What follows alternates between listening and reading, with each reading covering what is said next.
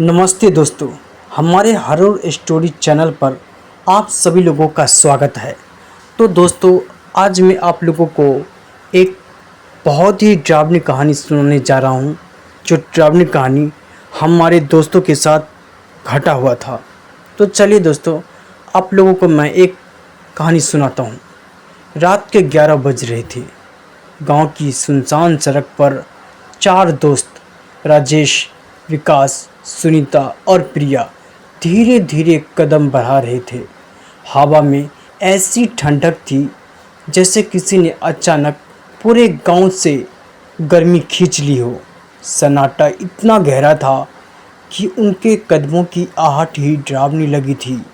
राजेश हंसते हुए बोला, अरे यार, ये जो पुरानी हवेली है ना, लोग कहते हैं वहाँ भूत रहता है।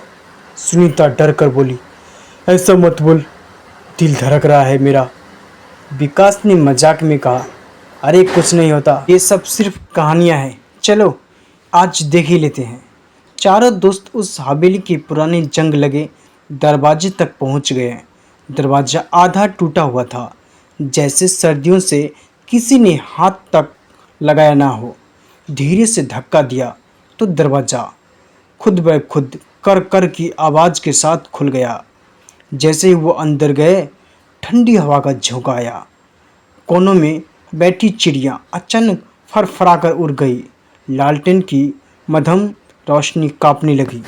प्रिया ने धीमी आवाज़ में कहा, तुमने सुना? कोई चल रहा है। राजेश ने लालटेन ऊंचा किया। सामने पुरानी झूलने वाली कुर्सी अपने आप हिल रही थी। सबके रोंगटे खड़े हो गए। तभी ऊपर से एक औरत की चीख गुजी, बचाओ! सुनीता चिल्ला पड़ी, ये क्या था? विकास बोला, चलो ऊपर देखते हैं। वो लोग पुरानी सीढ़ियों से ऊपर चढ़ने लगी। हर कदम पर चिड़चिड़ की आवाज़ आती, जैसे कोई नीचे से हंस रहा हो। ऊपर पहुंचकर उन्होंने पहला दरवाज़ा खोला। अंदर टूटा हुआ आईना पड़ा था।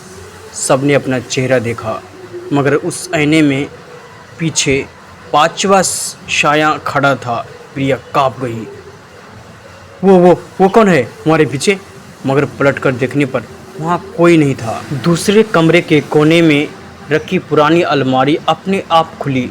अंदर खून से सना हुआ धड़कता दिल रखा था। धक धक की आवाज़ गूंज रही थी। राजेश ने हिम्मत करके अलमारी बंद कर दी, मगर धड़कन की आवाज़ बंद नहीं हुई। अब वो आवाज़ जैसे उन्होंने अपने दिल से आ रही थी। तीसरे कमरे में बस एक पुरानी तस्वीर टंगी थी। तस्वीर में लाल साड़ी पहने एक औरत खड़ी थी और मुस्कुरा रही थी। सुनीता ने तस्वीर देखकर कांपते हुए कहा, ये तो बिल्कुल मेरी जैसी लग रही है। और तस्वीर की ओर धीरे धीरे पलकें झपकाने लगी। अचानक लालटेन बुझ गई। चारों अंधेरे में डर के मारे इधर उधर भागने लगे। सिरने की आवाज़ आई, जैसे कोई उनके पीछे दौड़ रहा हो। राजेश ने चिल्लाकर कहा, भागो! मगर जब वो नीचे पहुँचे तो हवेली का दरवाज़ा अपने आप बंद हो गया। घबराकर वो लोग ऊपर वाले कमरे में घुस गए। वहाँ एक पुराना संदूक रखा था। उस पर खून से लिखा था, जो भी इस हवेली में आएगा यहाँ हमेशा के लिए कैद हो जाएगा। राजेश ने डरते हुए संदूक खोला। अंदर एक पुरानी डायरी पड़ी थी। डायरी में लिखा था, मैं शालिनी, इस गाँव के जमींदार की पत्नी, मुझे इसी हवेली में जिंदा दफना दिया गया था। मेरी आत्मा बदल जा चाहती है। जो भी इस हवेली में आएगा वो कभी वापस नहीं जाएगा। इतना पढ़ते ही हवेली का दरवाज़ा ज़ोर से बंद हो गया। आईना अपने आप टूट गया और उसमें चारों दोस्तों के चेहरे कैद हो गए। असलियत में उनके शरीर ज़मीन पे बेजान पड़े थे। उनकी चीखी हवेली की दीवार पर हमेशा के लिए कैद हो गई।